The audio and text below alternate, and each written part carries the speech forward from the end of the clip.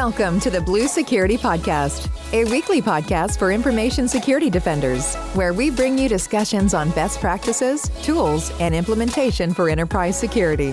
Now, here are your hosts for today's show, Andy Jha and Adam Brewer. Welcome to this week's episode of the Blue Security Podcast. I'm Andy, your host. I'm Adam, your co-host. This week, we're going to talk about a few topics that I have lined up. First, we're going to start with something that Apple released called Rapid Security Response Updates. And these went out a few weeks ago for iOS, padOS 16.4.1, as well as macOS 13.3.1. And this is something new where Apple is doing these mid-cycle quick updates, and they said it is for security improvements between their major software updates. So like between like the 16.4.2 update, there's this mid-cycle update. Instead of pooling all of the quote unquote security vulnerabilities that might be out there, they're providing a channel that they can quickly patch these things and get them out so that people aren't exploiting them. And so, according to Apple, they said they're bringing improvements to Safari web browser, the WebKit framework stack, and other critical system libraries. And these updates may be used to mitigate some security issues more quickly, such as issues that might be exploited or reported to exist in the wild. And the way that you can tell that it's different is that it's actually going to have a letter at the end of the software version or the OS version. So for this one, it is 16.4.1a for iOS and 13.3.1a for macOS. And I think this is a good thing. So at least Apple is taking this seriously. They're providing a channel in order to quickly update iOS devices. I often say if you're an administrator for mobile device management, you should have minimum software versions or operating system versions as part of your compliance for those devices. You need to keep up on all the operating systems that you're managing, Windows, iOS, Android, and macOS, and have versions. And as soon as something comes out, you should prompt your users to update as quickly as possible. Agreed. And as someone who ran that part of IT in the past, it was something where I didn't have the leadership buy-in to enforce that as strictly as I wish I could have. And it's been interesting working for Microsoft, like Andy and I both do, and we're able to enroll our personal macOS devices, our personal iOS devices, or iPadOS devices, and Microsoft runs an extremely tight ship on version numbers that are allowed to be compliant devices and therefore allowed to access enterprise services. And I have gotten many emails from Microsoft IT saying, hey, you need to update your Mac. Hey, you need to update your iPhone. Because for the most part, I'm kind of to the point where if I know about it and I'm like really aware, then yes, I'll do a manual update. But sometimes you get busy, it slips past you, and you get that. I get the kind of nastygram saying, hey, you need to patch but soon, within like the next 2 weeks, we're going to kick you out of access to corporate resources, which is a really, really effective carrot and stick to incent that behavior. And we've talked on this show how Apple has like quality testing and quality gating they follow when they release a new operating system version until they push it out to everyone, like till people's devices get it overnight. Because there's a slider you can choose that says enable automatic updates on your iPhone as an example. That doesn't mean you get it day one or day two. It means when Apple feels like a certain threshold has been hit that validates the quality of that release, then they start pushing it out more broadly, much similar to how Microsoft runs feature updates for Windows operating system as well, where feature updates go out more and more over time. They have kind of a ramped release. And usually there's an announcement 4 or 5 months after the feature update comes out that says, hey, this is now broadly available. We're offering it to any Windows PC that checks for updates now. Anyhow, all that's to say, what's interesting about these, I've noticed a couple of things about this behavior. Number one, Apple seems to prompt you or just automatically install these much more quickly. Whereas with a general software update, again, I've noticed a lag more than 1 week, more than 2 weeks sometimes before they push that install with the automatic update checkbox. Almost all my devices were offered and took this update much faster within a couple of days of its release. So that's a positive thing. I'd say rapid maybe is a bit of a misnomer in terms of the user experience. For the most part, this installs exactly like a software update. So it doesn't feel a whole lot different from a user perspective, although I will acknowledge the device reboots much faster from these. When you hit like install now and it says, okay, I'm rebooting your iPhone, it comes up almost like a normal just reboot, as opposed to like a software update. Normally your device is kind of offline for 5, 10, 15 minutes. You don't get that experience with these. So they are more rapid in that sense, but it still feels like a software update to a layman. However, what I'm sure where a lot of this comes in is this is more like Apple having to do less regression testing and less overall testing to release this. They can test it much more quickly because it's such a focused release. It's not a whole operating system. It's updating a couple of libraries. I think they called out as an example. And then one last thought on this that's interesting is this is why Microsoft made the decision to decouple the Edge browser from the operating system release cycle. So the previous version of Edge that shipped with Windows 10 initially for its whole life only took software updates when Windows received an update. And so that's a very limited cadence on when you can update your browser, when it can get new features, and also ties that release schedule to a much more complex release schedule. Since then, Microsoft has now released a Edge browser that is built on the Chromium open source project, and its updates are decoupled from the operating system. It takes updates on its own cadence. Safari still has that problem where its updates are tied, for the most part, with some exceptions, to the operating system. Less so on Mac OS, where Safari can update kind of independently on the Mac. But on iOS, for sure, Safari only gets updates when the operating system on the device gets an update. And so that's something maybe to watch for in the future now that Apple is dabbling with this, is maybe moving to a model kind of like the inbox apps on Windows, where the apps ship in box with the OS, but then they can update independently through the Microsoft Store.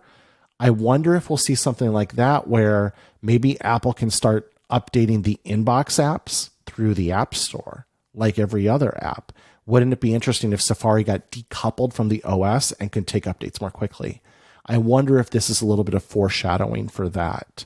But from a security perspective, I mean, hey, this is good news all around. Like, no complaints here. Anything that makes security updates faster to ship, faster to deploy, faster to install, those are all wins, and Apple has knocked all of them out of the park. So I'd say good stuff across the board here.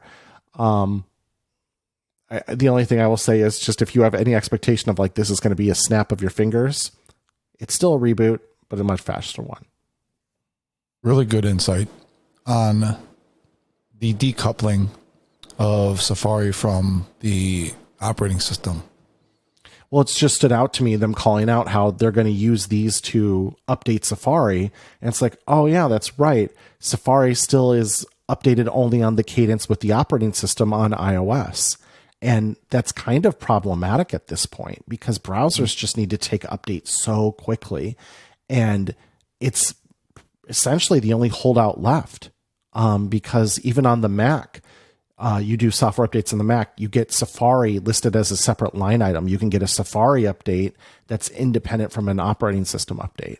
And then the other thing that occurred to me, and this is just random, is the version numbers, because the iOS version numbers are bigger than the Mac OS version numbers. And of course, there's a reason for that. It's because for the longest time, Apple shipped all their Mac OS updates as 10.1 whatever. 10.5 was leopard, 10.6 was snow leopard, 10.7 was lion, 10.8 was mountain lion. And I can't believe I can do that off the top of my head, but there's a lot of empty knowledge in there apparently. But the point is, even though it's behind version number wise, obviously Mac OS predates iOS by 6 or 7 years, and was the foundation for it. So that's perfect example of why version numbers are completely bogus and don't mean anything. They're completely made up. You do whatever you want. Actually, one other funny versioning was Windows NT. The first version of Windows NT was 3.1. And the reason why was they wanted to align the Windows NT versioning with the Windows consumer versioning. So when NT came out, Windows 3.1 was current for consumers. So when they released this first, kind of enterprise release of Windows NT, they aligned the version numbers. So the first release of Windows NT was 3.1. Speaking of random version number history.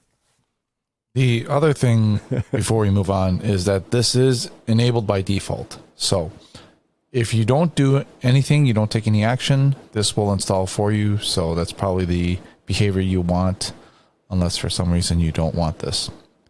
And hey, let's call out one last thing here, because any Android fans listening to the show would crush us if we didn't. Android did it first. Okay, there you go, guys. Take your victory lap, take your glory.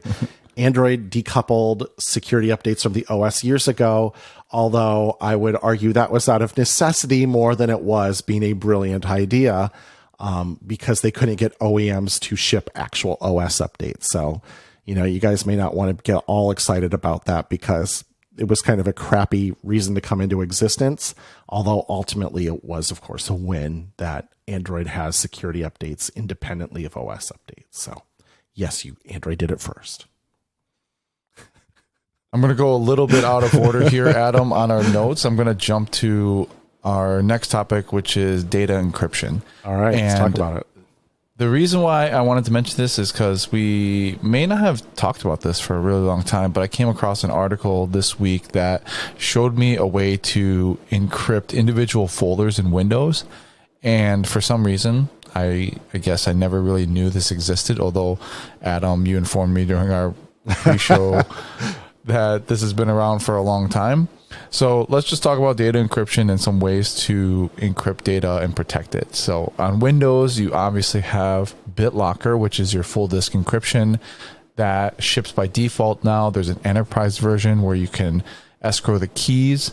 There's the aging MBAM, which is still around, which is the BitLocker administration, which is more an on-prem solution. And then the modern way to do it is you can escrow those keys within your Azure AD account. You can actually even escrow your BitLocker, like for your consumer Windows machines, within your MSA. So I can look up my BitLocker keys within my Outlook.com account and recover that if needed. There's also something called BitLocker Go, which is more for like USBs. Just remember that for BitLocker Go, you have to copy the private key somewhere and save that. And it doesn't allow you to save it on the device that you're encrypting. It also doesn't allow you to save it onto the machine that you have it attached to. So it's kind of a pain. You have to save it to like a separate USB or print it out on actual paper. So that's one way to go. Or you can copy the key and put it somewhere in like a password vault. But when you do it, it doesn't recognize that you've copied the key and put it in a password vault. So you still have to like do one of the things that the operating system, how BitLocker Go was designed years ago, on how it actually has to move on, said, say, hey, you saved the key. So, and then of course there's individual folders, which apparently you can just go into properties of a folder under advanced and you can encrypt that folder. And once the folder is encrypted, it has to be accessed and unlocked with the user who initially encrypted it. So that user has to be logged in, and then that key can be used to unlock the folders. In this article, it actually talked about how you needed to export the private key as well, because apparently if something happens to your account, that data can be lost. So you do need to be careful about that. I recall on Mac. Swift on Security did a whole tweet storm about this in one of those very random classic Swift on Security tangents, if you will, talking about this. So I did tell Andy in the pre-show that I remembered poking through the Windows 2000 settings, and I think I stumbled across this. I believe this kind of relates to a lot of that like encrypting file system, the EFS stuff from, I think it was literally Windows 2000 is where this debuted, but it's hung around. And as Paul Thurrott half jokingly, half seriously says on Windows Weekly, oftentimes this is where Windows does almost resemble an archaeological dig, where you get in strata of different kind of time periods and different UIs that were added to the operating system. And I believe this is one of those kind of vestiges that's been around for a long time, because probably some enterprise somewhere still needs it.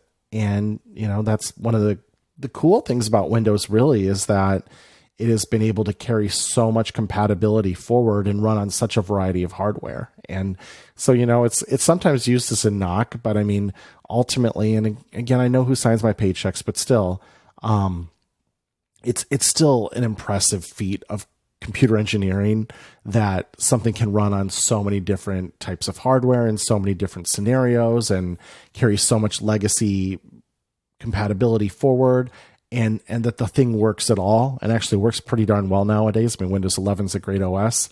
It's kind of amazing. So yeah, it's been around for a while, still works, and still is an option in some scenarios. On the Mac, native encryption is called File Vault, and that's not turned on by default these days. So you do have to go in and enable that, and you can escrow the key within your iCloud, or you can print it off or do all sorts of offline methods to save that key as well. And if you're like an enterprise and you want to manage File Vault, there are solutions that can do that. I know that Jamf can for sure. I don't know if Intune, off the top of my head, can actually escrow those keys. They made me do like a manual escrow back in the day. Like I had to copy it somewhere to prove that I had it. So maybe it didn't have it at the time, but this was a couple OS versions ago. And so maybe that's now possible. There's maybe an MDM API or something.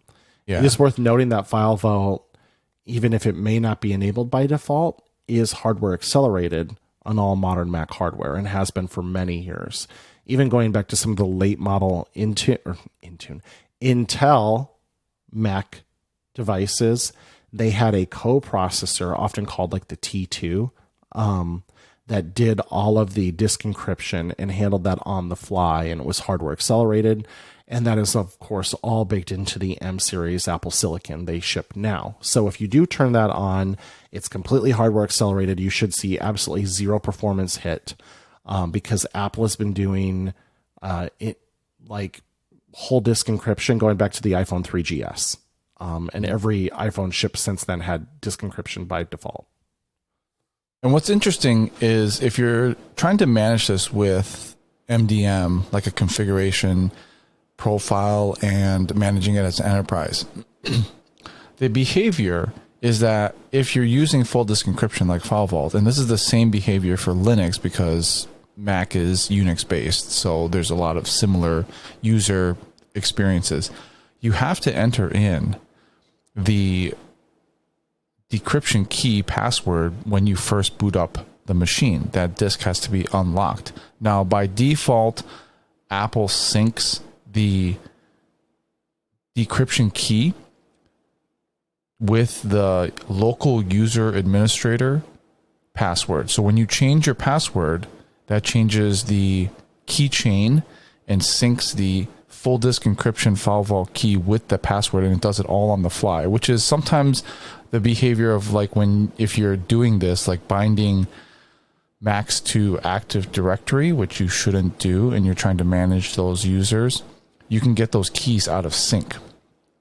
Like something like Jamf Connect can do that all on the fly as well, and use like a Active Directory, Azure Active Directory user, or like an Okta or something like that, a modern IDP with an identity there, and then sync all those passwords together so that the unlock password, when you boot up, you still have to enter in the password, and then you can enter in your IDP username and password.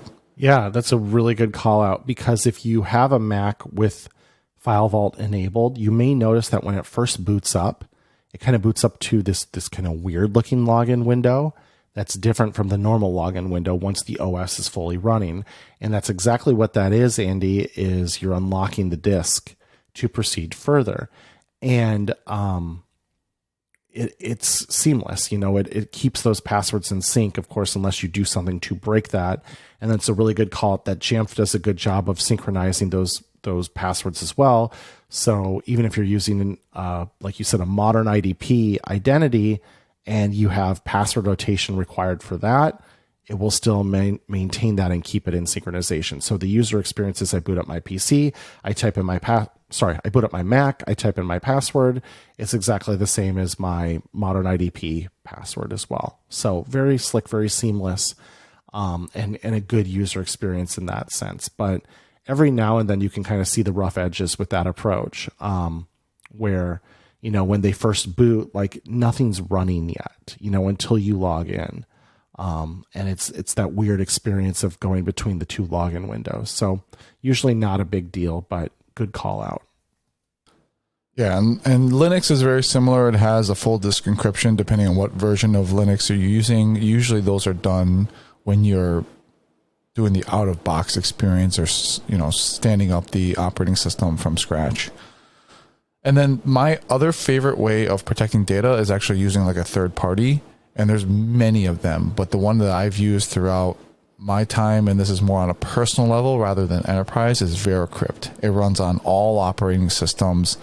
You can encrypt a container, or you can encrypt individual files as well, but mostly a container is the way to go. You can specify the size of the container, and then you just fill it up. So it's essentially like a data, basket that you can just toss stuff in there. It's unlocked with a key. Like I have a 10 gig container that I use, and that can sit locally, or you can upload it to like a OneDrive or Google Drive or whatever. Just know that you have to keep it downloaded and synced locally in order to unlock it. Like Google Drive and OneDrive are not going to be able to unlock it for you. And there's another way, actually, that just came to me, is there's a personal vault now within OneDrive. So that is in the personal versions, consumer version of OneDrive. There's something called Personal Vault, which encrypts it as well, and you have to unlock it using your MSA. And that's another way that you could do it if you wanted a more native experience, because those will work within the apps, like say on iOS or Android or other operating systems. Mm-hmm. Personal Vault's cool. Check it out. Yep.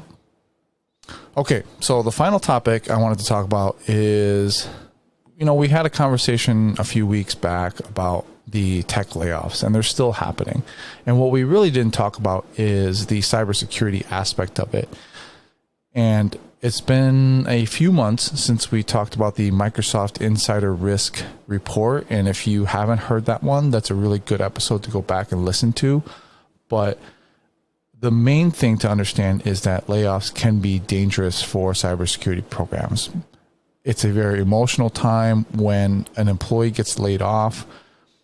If it's not done with empathy, if the company hasn't provided any transition resources or severance, that employee can become dissatisfied. And once they do, every application, service, data that employee has access to will have to be resecured in case that employee decides to take some revenge on the organization.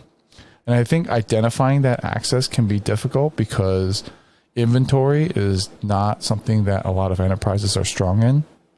Physical inventory of devices, inventory of applications that you have access to, and especially like third-party SaaS apps. If they're not federated with an identity provider, then you have to manually go in there with another administrator to remove access. And what if that person is the administrator for that SaaS app that's not federated, right? And by federated, we mean, like with Azure AD or Okta or Ping, where you can turn off that identity and then all of a sudden they lose access to all of those other applications.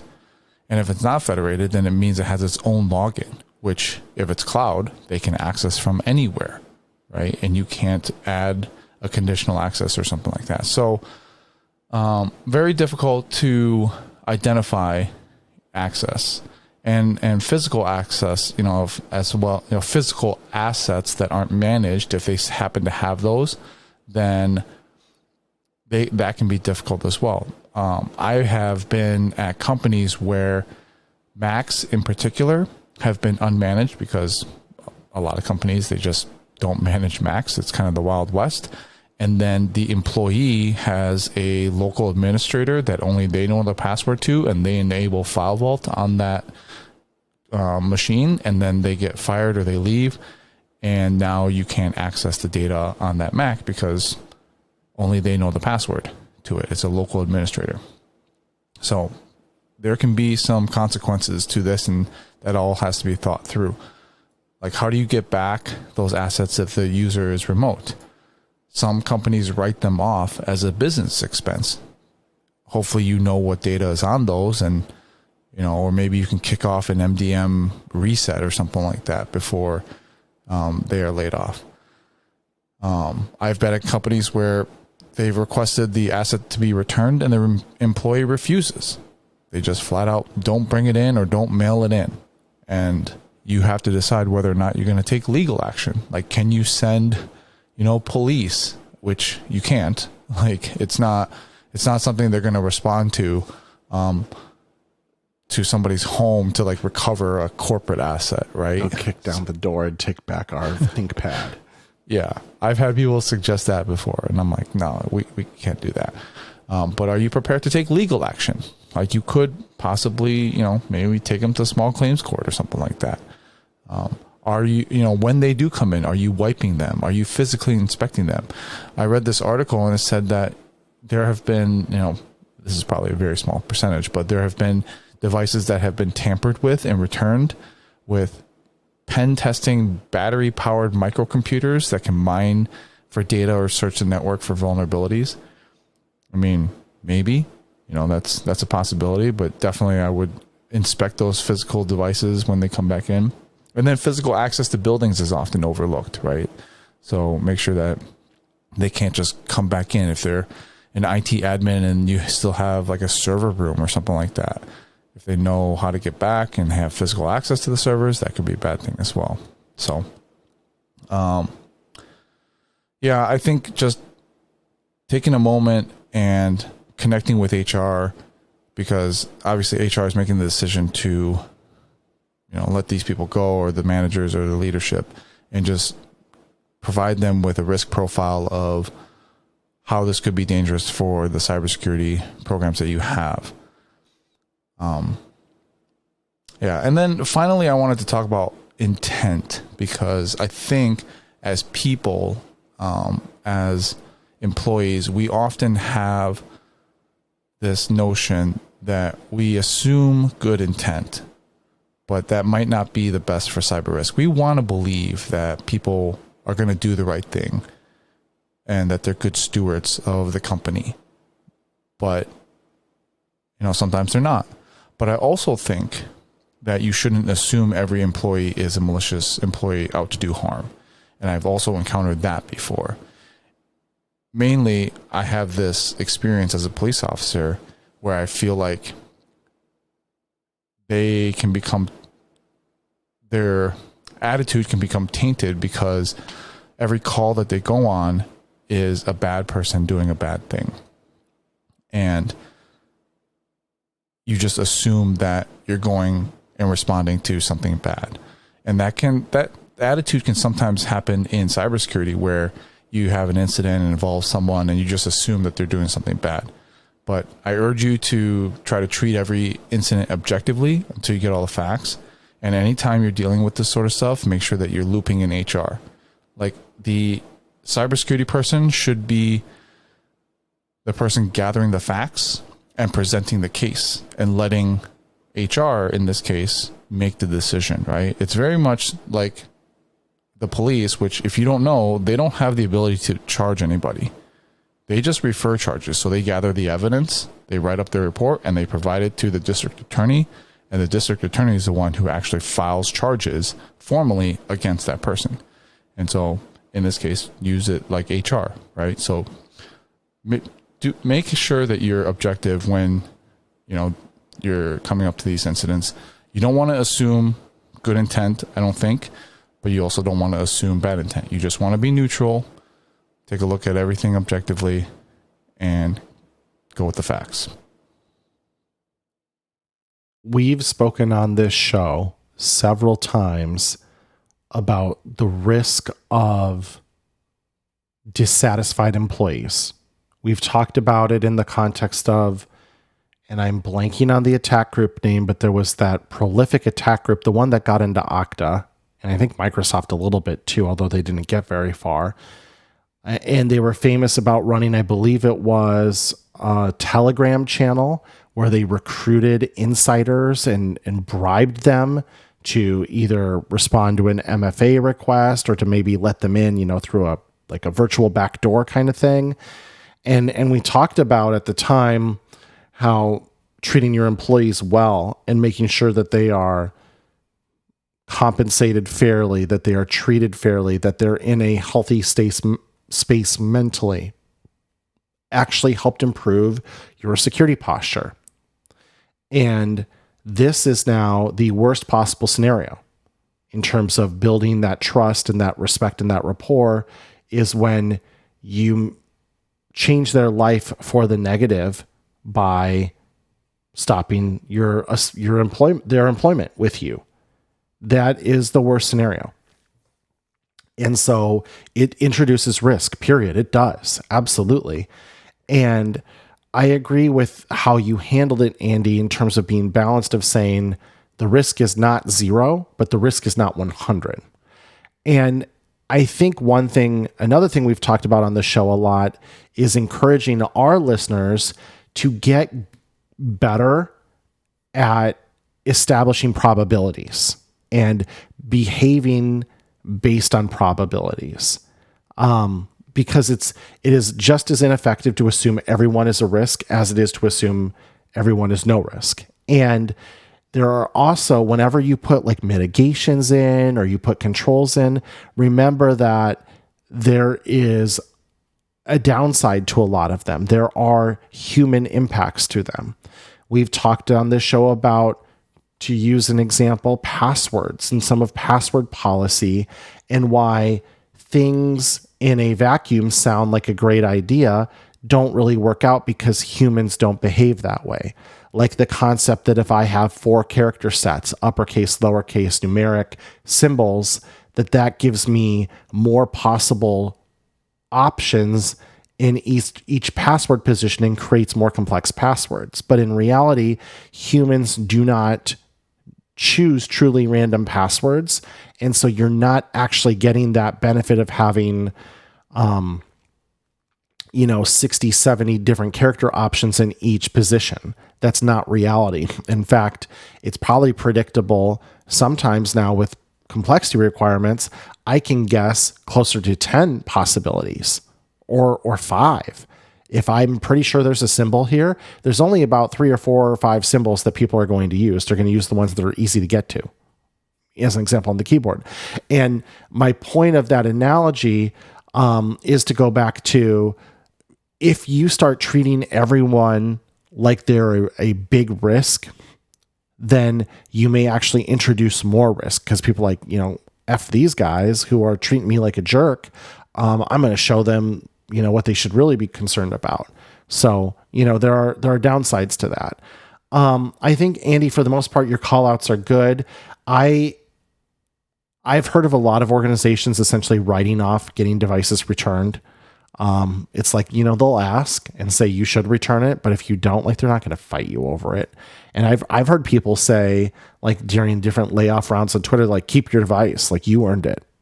They don't get it back. So, when you have a modern kind of position in place as far as how you manage your endpoints and how your people work, you should be to the point where you don't have a lot of opportunity for there to be a lot of company data on it. We talked about operational excellence, again, referencing a Swift on Security tweet, where they spoke to the importance of being able to recover a device quickly, because there's nothing that's unique or interesting on that device itself. Everything comes down from OneDrive and comes synchronized from the cloud. And so I just sign in and boom, everything's there and back again. So those are things you can do to mitigate kind of that risk of getting devices to come back. And if somebody is terminated, and having an insider risk program. A lot of insider risk management tools actually work hand in hand with HR information systems, so that when that signal comes down of we're going to terminate this user, it actually kind of lights up and starts looking more intently at those users for any potential anomalous activity. So it can alert you to it or give you a paper trail if that's detected. And to Andy's point around your job as IT or InfoSec is not to do the equivalent of press charges, it's to gather information. One of the things I like about insider risk management tools is they're designed for that workflow. There is a workflow where it's gather information, gather data, and then you refer the case to HR. That's actually a built-in workflow on how they function. So Andy's describing the way a lot of the more formalized tools actually already work. So I thought a good conversation, and it's something to be aware of. And like everything, we just went through another round of layoffs at Microsoft. It's really difficult to deal with. And so a little empathy and respect goes a long way. But at the same time, as much as we want to assume positive intent and believe all people are good, like Luke Bryan, you still need to protect the organization, and you need to protect against those risks. And so I think a balanced approach, a good middle ground, is always what we're looking and advocating for here. So think about that, kind of consider and maybe go over your policies as everyone is going through some sort of right sizing in their organization and aligning our business to our revenues, or whatever euphemism you want to use to justify it. It's something you will probably deal with if you haven't already. And so, like all things in InfoSec, the better prepared you are to handle it, the better you will perform when the time comes. Great conversation tonight. That's our show for this week. Thanks as always for listening and watching. Our contact information will be in the show notes if you have any questions or topics you want us to talk about in the future. Thanks, and we'll talk to you guys next week. Thank you for listening to the Blue Security Podcast. Please check out the show notes, catch up on episodes you may have missed, and subscribe so you don't miss any future episodes. Find Andy on Twitter @AJaw0 and Adam @AJ Brewer. See you at our next episode.